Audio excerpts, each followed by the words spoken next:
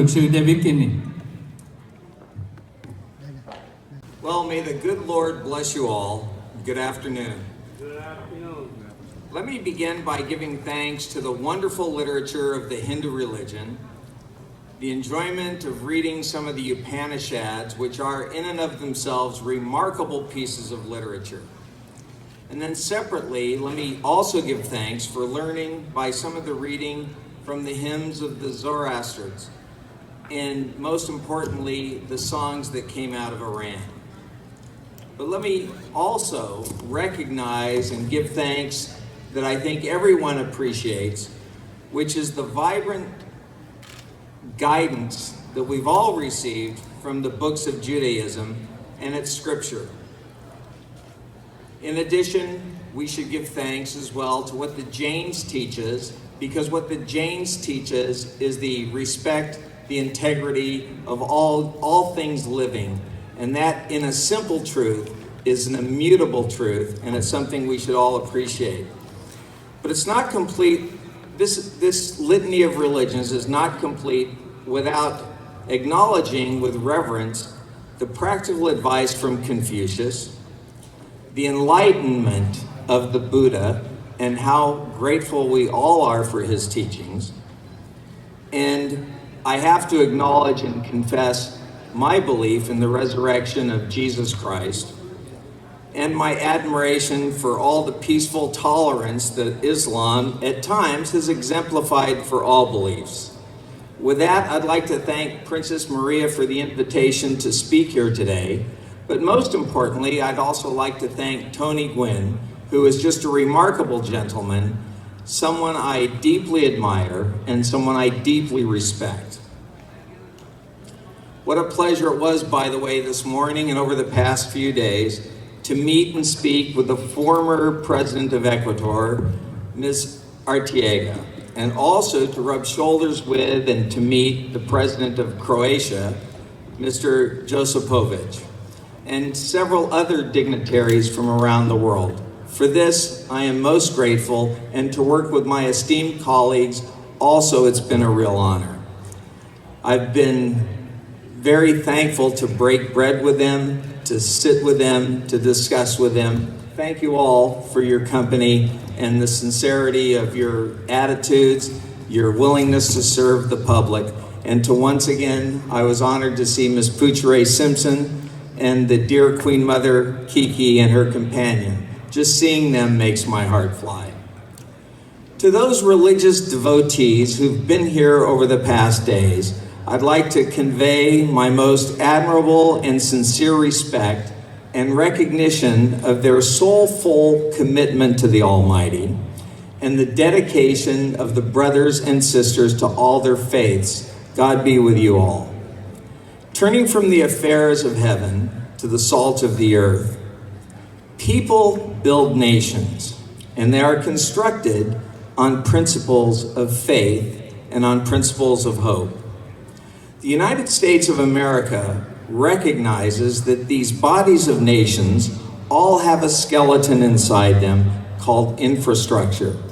And that infrastructure in a modern world now consists of the chemical industry, commercial facilities, communications, critical manufacturing, dams, the defense industry, the industrial base, emergency services, energy, financial services, food and agriculture, government facilities to which we look for shelter and security in times of need, healthcare and the public health, the very important aspect of information technology, as well as nuclear materials, nuclear reactors, and waste materials. Finally, we get to two other remaining aspects of critical infrastructure: transportation and wastewater and water systems. It's very important to recognize that these aspects of critical and resilient infrastructure are the basis for all nations. They grow by virtue of creating these items of infrastructure, and they expand. And it's through our faith and our hope as nations that we build and create this resilient infrastructure. What I'd like to do, though, first, if I may, is to take a moment and recognize Captain Ha. Is Captain Ha here? Captain Ha, please stand up.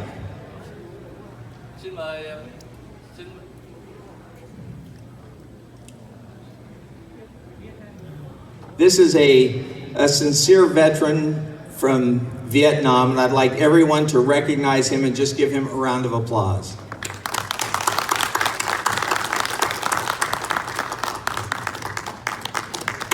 Thank you, Captain Ha. Luật sư vừa giới thiệu đó là ông Hà Viên, là một, chúng tôi gọi là Captain, tức là một người lãnh chỉ huy trong cái sinh hoạt chính trị mà ông đã đóng góp cho tổ chức. Thank you. Turning to the task at hand, let me make myself very clear. I do not represent the United States. I do not represent the state of California, nor do I represent the county of Orange, nor any city, agency, or school district. I am here as myself, a citizen of the United States of America. Now, I am not a young man by any means, nor am I arrogant enough to believe that I have the brains and the character to run for public office. I seek no office, I seek no gain. I seek only to share with many of you who, like me, have just a regular existence every day, plowing the fields, turning over the soil in our daily labor, whatever it may be, working and seeing my family and my property attempt to prosper in this wonderful nation, the United States of America. But at times it's taken away penny by penny, nickel by nickel, dime by taxation, by economic interests. And sometimes there's this incessant exchange of something we call commerce, but at times I believe it's just unmitigated theft and robbery. Abuse in government is rampant. Corruption is pervasive. It's gotten to a point where it's a way of life, and virtues have been cast aside in preference for vice. Where ancient values are sometimes called into questions, where thousands of years of wisdom are scrapped for a silly political objective to obtain either power or money.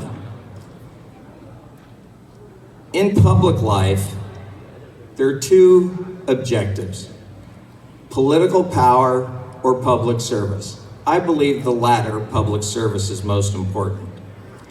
Modern politics are offensive and repulsive, and not just in America, it's turning that way throughout the world. Now, I am here for one purpose and one purpose only, and this is a very serious purpose.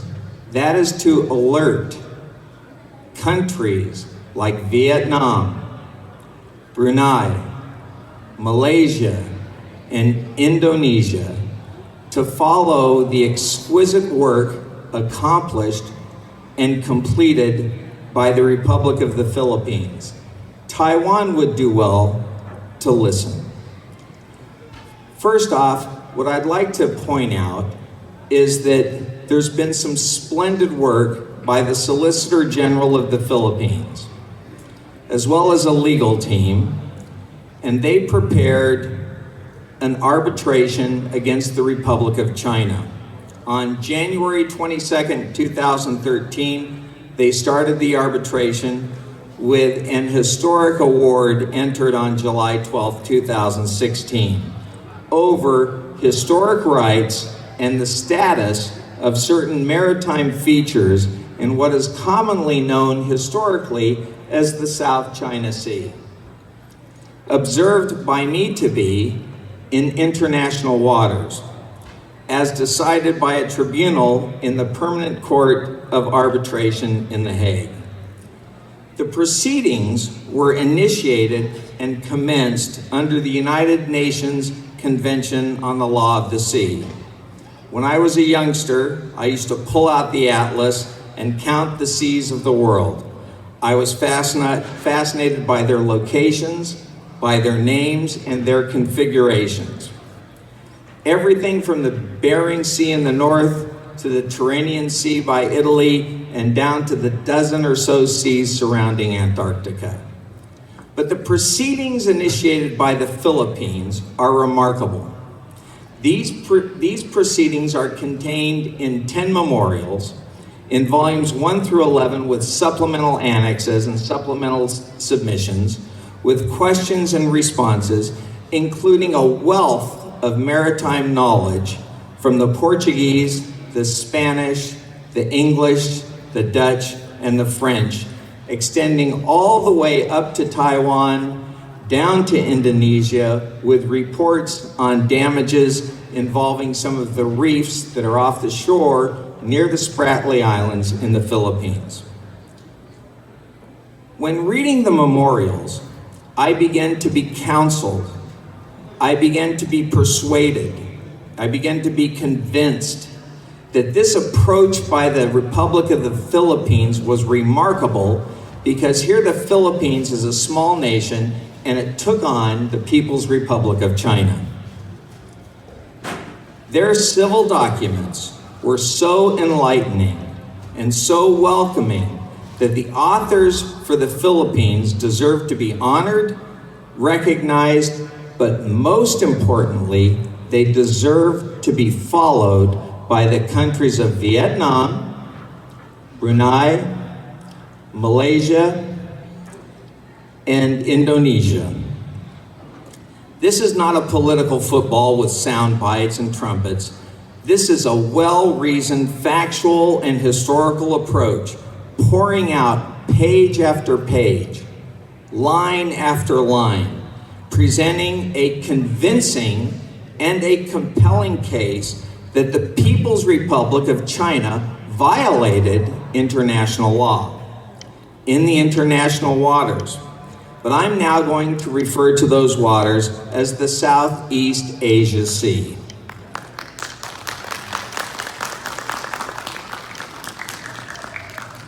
When I was growing up, I could hear my mom say, we're on the Hollywood Freeway, we're on the Pasadena Freeway, we're on the Long Beach Freeway, and sure enough, eventually we'd end up in Hollywood, Pasadena, or Long Beach.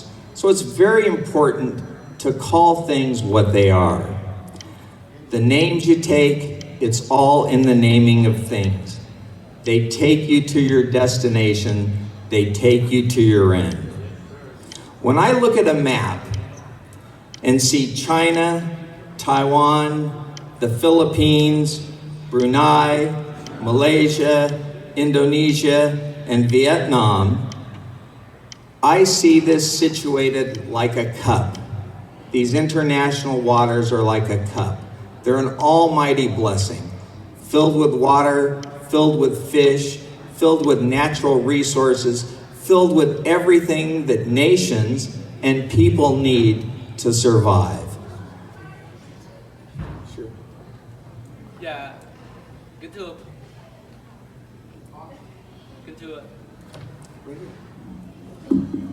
chúng tôi muốn vắn tắt để thông dịch một đoạn mà luật sư David vừa trình bày. Thì kính thưa quý vị, tất cả những cái khởi động của chúng tôi, ban vận động để mà thành lập Hiệp hội Biển Đông Nam Á, cũng như nỗ lực để thay đổi tên gọi biển. Từ trước đến nay chúng ta gọi là South China Sea, tức là biển Nam Trung Hoa, là cái tên trên bản đồ. Rõ ràng có một cái điều gì nó bất ổn. Như quý vị, như luật sư đã trình bày, chúng ta ở Mỹ, chúng ta đi xa lộ Hollywood Freeway, tất cả những cái freeway có tên Riverside, Bernardino Freeway, tất cả những cái tên xa lộ vậy nó nói rằng cái con xa lộ đó đi trên một cái địa phận của nước nào. Thì tại sao cái biển không có liên quan gì với Trung Hoa thì đặt tên là biển Nam Trung Hoa? Đó là cái điều mà chúng ta thấy có một cái sự gì nó không ổn ngay từ khi những cái thói quen của những nhà hàng hải quốc tế hàng nhiều trăm năm qua gọi như vậy, bởi vì lúc đó những cái nước nhỏ ở cái khu vực Đông Nam Á đó chưa có tên trên bản đồ và chưa có những sinh hoạt liên quan đến những vấn đề quan hệ quốc tế. Do thế những nhà hàng hải, những nhà hải dương 300 năm trước đã có cái cách gọi như vậy để nhớ cái khu vực mà thôi, chứ nó không mang cái tính cách xác định cái chủ quyền của cái biển đó. Như tất cả chúng ta đã biết biển Đông Nam Á đã có những nước, cái bờ biển dài nhất có thể nói là Việt Nam, rồi những nước chia chung cái biển Đông Á chúng ta thấy có Malaysia, Indonesia, Philippines, Đài Loan và Brunei. thì cái nỗ lực đó là những nỗ lực mà chúng tôi là những người hiểu biết, nghĩ rằng về vấn đề sự an ninh của vùng biển thế giới và những người hiểu biết về luật của vùng Đông Nam Á cũng như vùng luật về biển, chúng tôi khởi động cái công việc này để tìm một sự công bằng và công lý cho những nước có chủ quyền của vùng biển mà chúng tôi gọi là biển Đông Nam Á.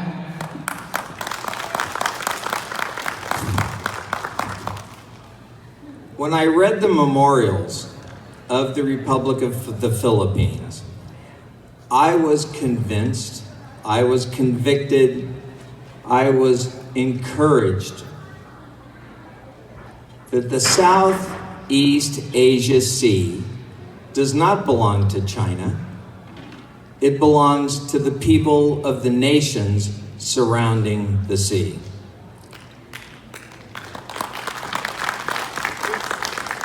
The Southeast Asia Sea. Quý vị cũng biết, vùng biển Đông Nam Á không phải là một vùng biển chủ quyền của Trung Hoa, mà chúng ta ngày hôm nay phải nhìn nhận rằng đó là một vùng biển của những quốc gia nằm trong khu vực Đông Nam Á. The Southeast Asia Sea needs to be demilitarized and neutralized. Vùng biển Southeast Asia, vùng biển Đông Nam Á cần phải được, thứ nhất là trung lập về vấn đề các cơ sở quân sự, thứ hai là vấn đề trung lập về độc lập về tất cả những cái luật lệ của những nước chủ quyền. The parties need to embrace one another gently and to be open and to be honest and to be transparent and to share the sea and its bounty of blessings. To do otherwise offends heaven. It turns all of our worlds into confusion and distress over the political games that some nations play for political power rather than public service. When listening back to the lessons from Hinduism, from Zoroastrianism, Judaism, Jainism, Confucianism, Buddhism, Taoism, Shinto, Christian or Islam, there's a common goal, and that goal is peace. That requires all of us to be courageous, and it requires all of us to be daring. To rise above the clamor and the clutter, to get off of our screens for a moment, and to read a book or some poetry, or listen to some music, or meditate, or even pray. We all need to be courageous, and regardless of the size and weight of the enemy or the foe, rely upon the disposition of our friendships, especially those with whom we share our respect and our trust, and those who deserve our very best. As children of God, we are all at play and toiling in the world. But let us not be afraid, nor let us cower, nor turn away and close our eyes and hope that the boogeyman or the chupacabra or whoever or whatever it is will go away. Let me assure you, some people have plans for the Southeast Asia Sea. And so if you are going to be a part of those plans and a part of that sharing and a part of that discussion, then now is the time to act. Now is the time to invite discussions, and now is the time to invite the exchange of information. To do so, you have to recognize what it means to dare. You have to have diversity, you have to have appreciation, you have to have respect, and you have to have, most importantly, equality. And I don't care if you are the People's Republic of China or you're the nation of Brunei. You should be treated equally.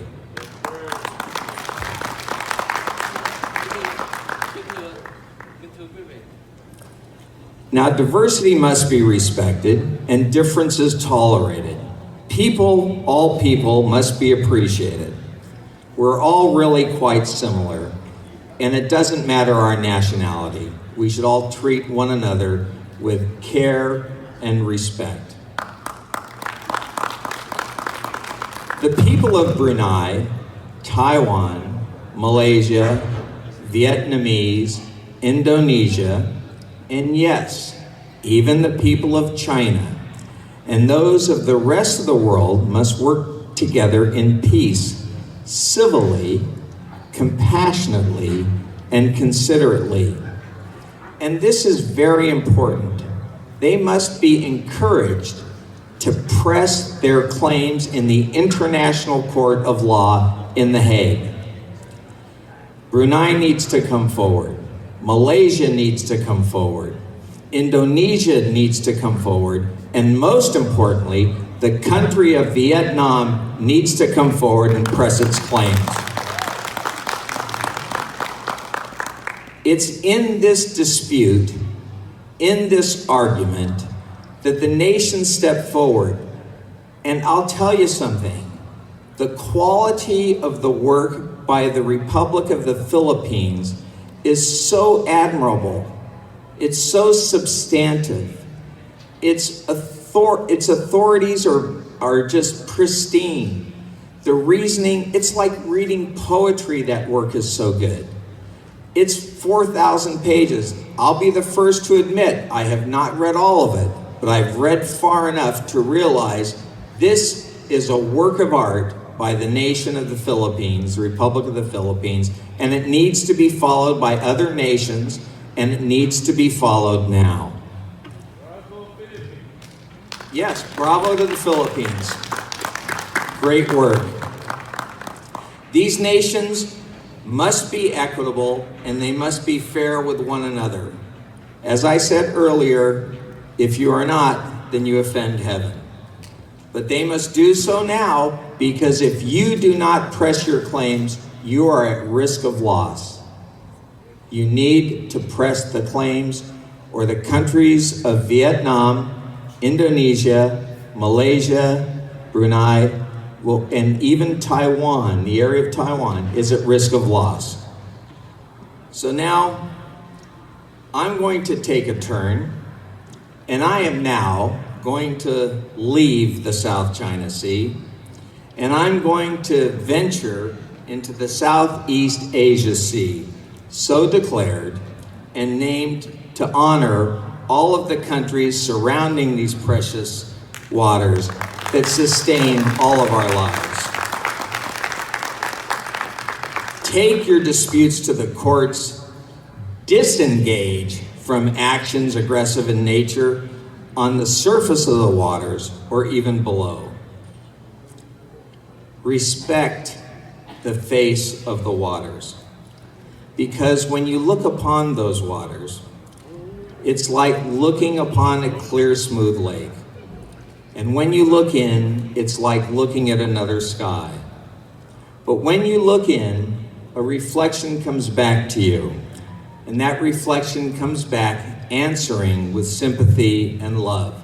That's from the work of Ralph Waldo Emerson. So what I'd like to do is to do two things. First, I would like to challenge and encourage China. Bring forth your work. Bring forth your authors.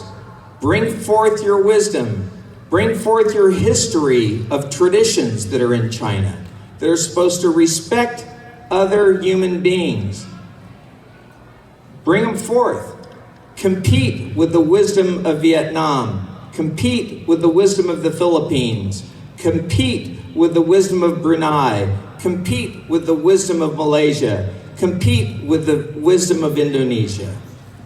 I think they're all going to reach the same decision if they do this in public, in open, on paperwork, in the courts. That's the first thing I would like to see. The second thing I would like to see is that all of you, when you get a time, take a moment and embrace and swim in the Southeast Asia Sea and call it your own, and do so calmingly, convincingly, and resolutely. With that, may I extend my gracious thanks to Tony Wynn. He and I have had many a chat. He has made a promise to deliver, and he has a legacy to leave behind. As I invite international dialogue over the sea, he is prepared to and to submit a novel notion with my encouragement, and that is to call for common suffrage in Vietnam, the right to vote in fair and free elections.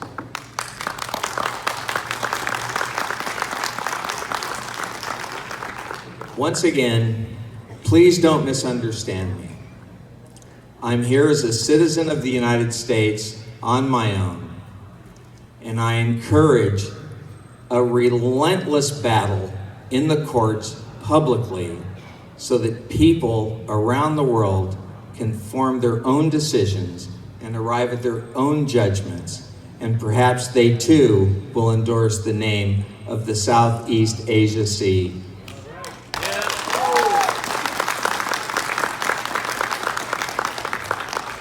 And maybe even make it shorter by just calling it the Asian Sea. Thank you so much for your time. By Mr. David Gallup, the President of World Citizen. Xin mời tất cả quý vị, xin giới thiệu đến quý vị ông David Gallup. Thank you very much. My name is David Gallup, as he mentioned, and I'm a human rights lawyer. I do want to say thank you to Tony Nguyen and Princess Maria Amor for having this wonderful summit and giving us a voice. And I also want to just comment on David Tenney's words. I think it's so important that we realize we, the people, are the ones with power. I think I'd rather keep going. It's the power of the people who can make change. It's the power of law that we should use to make change, rather than using aggression or war. Peace is it's not the absence of war, but it's the presence of law. And if we can use legal means to change a name from South China Sea to Asian Sea, for example, that's up to us to make that happen. Any great change in our human lives has been up to us as human beings to make it happen. Well, so let me step back for just a second and say that in addition to me being a lawyer, my father was a lawyer, and he had a law professor who once said to him, "Don't think great thoughts, read the statutes," meaning see what's written in the law and apply that rather than thinking beyond that. But I have to say, I'm much more of a big picture person. I like looking at the world and seeing what we can do as people together outside of those dusty old law books, or now maybe the dusty computers that we might see the law in. But as a human rights lawyer, I have to give a human rights and an environmental rights perspective to this conversation today. I also have to say that I have more questions to ponder than I actually have answers, and hopefully some of the other colleagues on the panel may have more answers than questions. But so I'd like to start with, I have, I think, 5 questions. This won't take long. The first question is, who owns the earth? And who owns the oceans? It's a question of property rights. Property rights tell us, usually first in time, first in right. If you're there first, if you put your name on it first, then it's yours. But is that fair? Is that correct? Is that right? Is that moral? I don't think it is necessarily, because that leaves people out, that discriminates. And separately from the question of property rights as a question of a discrimination factor, I would say that we're here as human beings, not as owners of one part of the planet, like an ocean, but we're here as stewards of the planet, meaning we belong to the earth. It doesn't belong to us. We're here for such an ephemeral amount of time, each of us. So how can we claim that when we should be protecting it? Which brings me to the second question. Who speaks for the oceans and sea life? And that's a question of the rights of the earth and the oceans to exist in and of themselves, separately from human beings. I mean, there were millions, if not billions of years that the planet existed before humans even were on the planet. And those oceans were starting to thrive. And now humans are actually, because of our behaviors and climate change, impacting those oceans dramatically. So since the oceans can't speak for themselves, it's up to us as human beings, especially as lawyers, to fight for those, or I don't even like the word fight, but to struggle for those oceans and their protection, because if we don't protect them, if we don't protect the animal and vegetation that lives there for future generations of all humans, then it may not exist. We humans must give a voice to the voiceless. Although, and this is sort of a joke, maybe we need to be listening to what the dolphins are saying. Hopefully we will, because the dolphins probably could tell us. They're very intelligent creatures. They could probably tell us what humans have done to their place where they live. So we need to be thinking beyond just oceans as resources for humans. And they're not just property for humans to use and sadly oftentimes abuse. But then that still brings me back to the question, and the third question, who speaks for the economically, socially, and politically disadvantaged of the earth? This question is a right to a safe and sustainable access to oceans for all human beings, and once again to the dolphins, the whales, and other sea creatures that live there. So we need to speak out for the disadvantaged, because if we don't, then maybe one group of people might take over and potentially have a negative impact or further negative impact on what we're doing with the world around us. And the Asian Sea is just a part of the whole Earth. And if we work together, though, I think we can share the oceans sustainably. So yes, names are important. Names are just human constructs, though. They only mean something because we buy into them. We imbue them with meaning, and we forcibly control them with rhetoric. And sadly, many times we forcibly control them by force. By force, I mean use of human aggression, economic warfare, social warfare, and physical warfare to control portions of the world. Who are we as humans to do that? Why are we doing this to our planet, to our only home? Which brings me to my fourth question. Who speaks for the future of humanity? This is a question of the right to live. That is, if you read Article 3 of the Universal Declaration of Human Rights, it says, it affirms the right to live, the right to security of the individual. And Article 28 of that Universal Declaration of Human Rights says, all human beings have a right to a social and international, and I would add, an environmental order in which all of our other rights can be met. If we dry up all the oceans, that will kill our planet. So we need to be working together to answer this question of a safe and sustainable use of the oceans for us, but also for not just as a resource, but for the creatures other than humans who need it and who live there on a day-to-day basis. So if we don't protect the water of our planet, we will have no future. We need to resolve our disputes, and this is where I go back to what David Kenny was saying.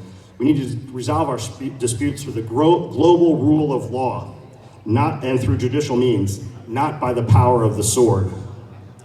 And that brings me to my final question.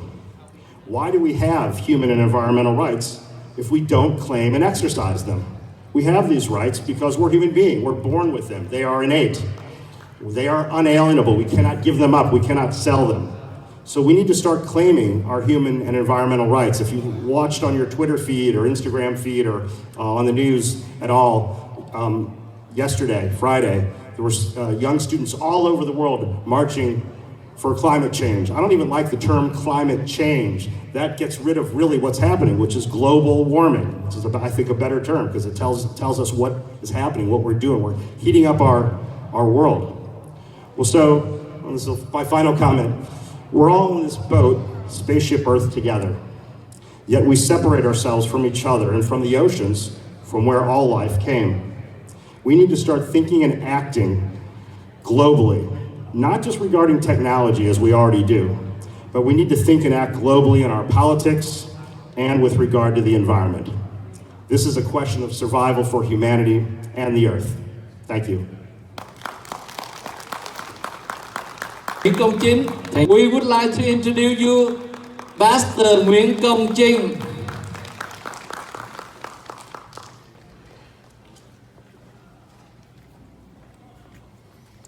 Xin kính chào quý vị.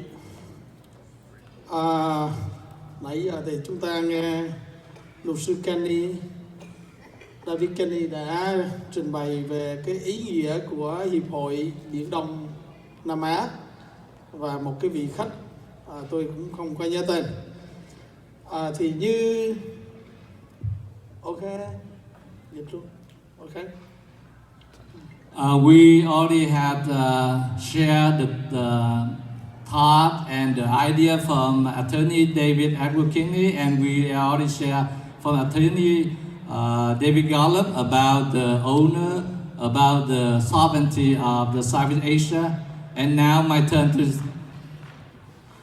Tôi xin lặp lại câu mà luật sư David Kenny đã nói là Biển Đông Nam Á không phải dành riêng cho Trung Hoa, nhưng Biển Đông Nam Á là của khu vực Đông Nam Á. I would like to repeat the phrase of Attorney David Kinney just say, the South China Sea is not belong to China. Remember, the South China Sea is belong to all nations has shared the border of Southeast Asia Sea. Những nước trong khu vực Đông Nam Á gồm những nước Việt Nam, Thái Lan, Indonesia, Malaysia, Singapore, Brunei, Philippines và Trung Quốc, Campuchia. Những nước trong khu vực Biển Đông Nam Á gồm những nước sau đây. Chúng tôi đếm thấy có Việt Nam, Brunei, Malaysia, Indonesia, Singapore, Philippines, Thái Lan, Miền. Dĩ nhiên là trong đó có Việt Nam của chúng ta. Ok. Hiệp hội Biển Đông Nam Á gồm có nhiều tổ hợp luật sư của nhiều quốc gia trên thế giới tham gia thành viên trong hiệp hội này.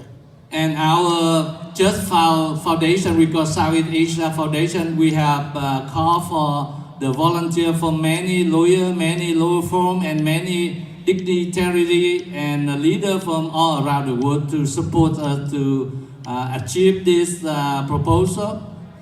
Hiệp hội Biển Đông Nam Á là một tổ chức tư pháp hoạt động độc lập, nhận ủy quyền đơn thư khởi kiện của các quốc gia có thềm lục địa trong khu vực Biển Đông Nam Á.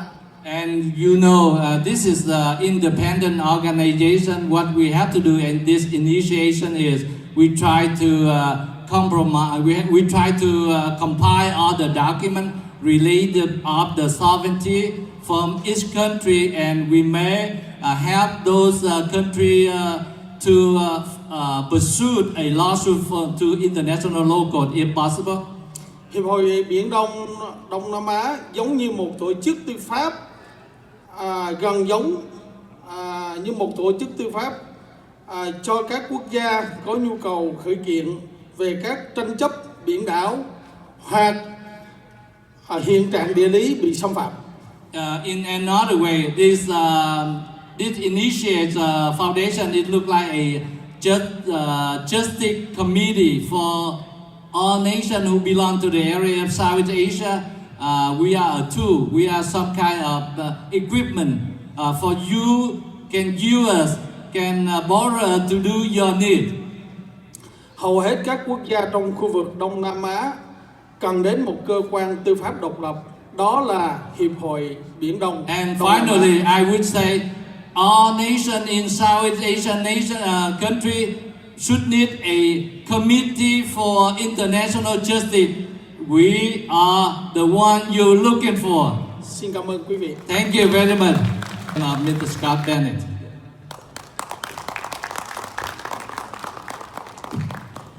Thank you very much. Let me thank Tony Nguyen, a magnificent man. I have a deep respect for Tony, being a officer and a soldier in some harrowing experiences in Vietnam, being one of the leaders, the heroes that defeated the Khmer Rouge. So I have great respect and honor for Tony, and of course Princess Maria for this occasion. Let me just first say I'm so honored to be with you. The beautiful Vietnamese people, the South Asian people, your character, your eloquence, your strength, your happiness, your joy, you're so unique. And I say that as a Caucasian, as a Scotsman, as an American, but I have such an affection for the Vietnamese people. You're so dynamic, and I honestly believe you are the hope and the medicine that California needs, because you love your family, you love your parents, you love your children, you represent naturally everything that America and California has had, but recently has been losing, has been having stolen from us and destroyed with the tyranny of political correctness and all sorts of other things I'll get into. But the Vietnamese culture and character, I think, is the one thing that really is going to save California. And I'm so honored to meet such leaders like Amy Fan West, who is running for Congress, because she is exactly what this state needs to run for Congress and resurrect America, is Amy, because she comes from a family and a tradition and a culture that has tremendous strength and hope and optimism, where we see a lot of that disappearing in America. I'll also say my father served in Vietnam. He was a Marine Corps aviator, a fighter pilot, one of the most elite groups in the American military. In 1968, 1969, he was in Chu Lai, and he came back from the war somewhat saddened because we should never have been there, but he would be so honored that I was able to talk in front of Vietnamese people and share his love for the Vietnamese and for our culture, and our hope that we can move together against much of the threats that we see in the world. And one of the biggest threats is China. And also I wanted to recognize Michael J. Anderson, who is a Vietnam vet who works with me. Tremendous story. I'm going to simply give a very quick military assessment, a military intelligence assessment. I worked in the military. I was an officer in the Army. I worked in information operations. I was at the State Department. I was at very high levels. So I'm going to give you a military assessment of how we view China in the military, in the Army, in the State Department as a major threat to the United States. And I'm going to summarize it pretty easy. What traditionally has made America great, has America rise, is its freedom, is its liberty. The ability of America since 1776 to 1913, if you will, was our ability to be entrepreneurial, to be free to generate, to create, to market, to sell, whatever our minds, whatever our hands could develop, whatever our cultures and our communities would allow us to market. And that has given America a greatness. China, mentally, has, in the last 50 years, really started to try and stifle that. They've stifled it through control. They've stifled it through the Chinese influence of the Democrat Party. Let me just say, the Chinese Communist Party and the American Democrat Party are one and the same. It's about control, it's about authoritarianism, it's about limiting your freedom, limiting your choices, and sort of making America one police state. And that's a very dangerous precedent. There's a lot of talk about why American young people are rushing to socialism. It's because they haven't experienced what many of the Vietnamese community have experienced and have left the communist lands for, to seek freedom and have their own destiny and to be able to live a happy, free life. Many in America have suffered the breakdown of the family, breakdown of traditional values, and have lost a lot of hope. And that is something, again, the Vietnamese community still have value. They still cherish traditional values. Marriage between a man and a woman, the nuclear family, the integration of grandparents and aunts and uncles and cousins and children, all necessary to form healthy citizens. China has been rising up, and we see some of their tyranny in Hong Kong and the Taiwan current political dangers that we see. How that is going to be manifesting in the next year is most likely going to result in another Tiananmen Square with a lot of violence and bloodshed and police action. The question becomes, how will the world react? How will Vietnam react? How will Singapore act? How will Thailand act? How will Brunei act? How will Indonesia act? And America, of course, stands with all of the nations that oppose the tyranny of a police state, the conformity that China tries to force upon its population, and the lobotomization that China naturally has been trying to push.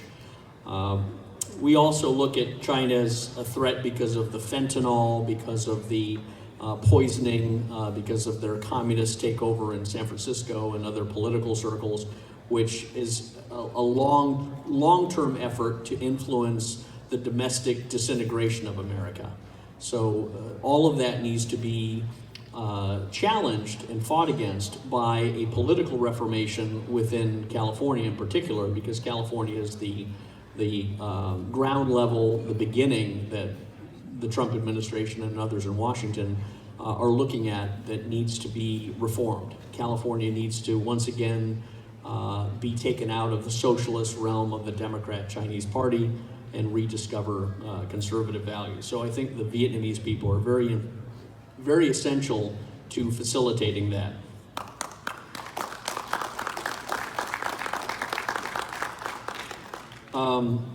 I also wanted to say the other hope we have in, number one, recognizing the Chinese agenda of control, of technology confiscation, of ultimately the limitation of humanity, the limitation of freedom, the social conformity of populations. All of that is against the natural law of God. And one of the great things about America is we allow everybody to come to America to worship God, the Creator, in whatever way that pleases the individual. Whatever a person's path is, of spiritual enlightenment, of spiritual harmony, of destiny development, of family development, of individual happiness. America has always been a neutral place where all people from all continents, all over the world, can come and share their beliefs and speak freely. And in the exchange of relationships, make better the great American life, the great American experience. And that is what we're hoping to continue, is to encourage people of all faiths to unite on a political level, whether it's the Hindu, the Vietnamese, or the Chinese, Amy Fan West, or Ellen Zhao, who's running for mayor in San Francisco. We have tremendous young people who are rising up in political leadership that share the values of tradition and family and faith and freedom and hope and love. That is the future of America. That's the solution, but we need the older generations to help be a part of that. Finally, I'll close by simply saying the future, I think, of the South China Sea is going to be one of China increasingly asserting its aggressiveness, trying to continue its building of military islands as independent military bases around the area. Of course, that's being challenged by the Trump administration. It's being challenged by the United States Navy. It also is going to be challenged by countries such as Vietnam and others who are not going to be recognizing or respecting these artificial boundaries. We are going to continue to treat the South Asian Sea as the community property of all Asian nations and not the hegemonic, dominating area of China.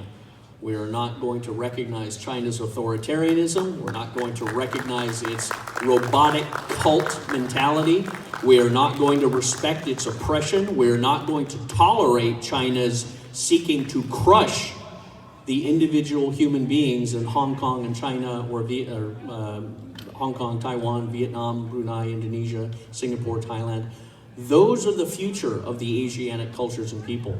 Those countries, like Vietnam, with individual personality and creative spirit and dynamism, you represent something that the Chinese mentality cannot have. That is hope, that is happiness, that is creativity, that is out-of-the-box thinking. China seeks to make everyone the same and control everybody's thoughts and make everyone conform to their godless communist model.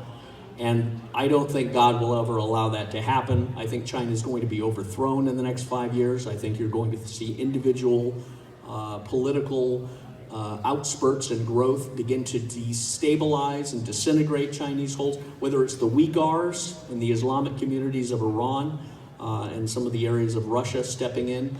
and some of the coastal areas. I think China is very soon going to be imploding under the weight of its own tyranny. So now is the time for individual voices, such as Tony Nguyen's, to be standing up and encouraging and inspiring the Vietnamese people to assert themselves, not as the subjects of China, but as the leaders and examples of what all Chinese people should be following to find their own true destiny. So thank you very much for your time. God bless you. We would like to introduce you Mr. Douglas Gibb. Is a fellow for American Freedom Alliance, president of Constitution Association, board member of Birth Choice Centers, board member of Murrieta Temecula Republican Assembly, and a member of American Author Association. Chúng tôi hân hạnh đến phần trình bày phần nói chuyện của ông Douglas Gibb trình bày. Communism is not the future hope of the world, liberty is. American troops have fought in history for liberty, not just American liberty, but for liberty for the world. I have ancestors who fought in the American Revolution, the War of 1812, World War I, World War II, the Korean War, and the Vietnam War. And those troops went overseas in many of those wars, not just for American liberty, but so that the whole world may have the opportunity to enjoy liberty for themselves. The United States Constitution was written not only for the American people, but to serve as an example for the rest of the world to emulate, to show the world the virtue of liberty. The American troop, the American veteran, deserves our respect and our appreciation for what they have done. And they have done it once again, not only for themselves, not only for American liberty, but for liberty around the world. Because liberty does not only belong to one people, but should belong to all people. The United States Constitution is a 242-year-old document that still applies today, that governments should be limited in their power, and that we, the people, should have a voice when it comes to our own governance. I want to thank all of our speakers. I want to thank Tony Nguyen for having me and for the recommendation, the initiative to change the South China Sea to the Southeast China Sea or Asia Sea, because communism is not the future. Liberty is. Thank you.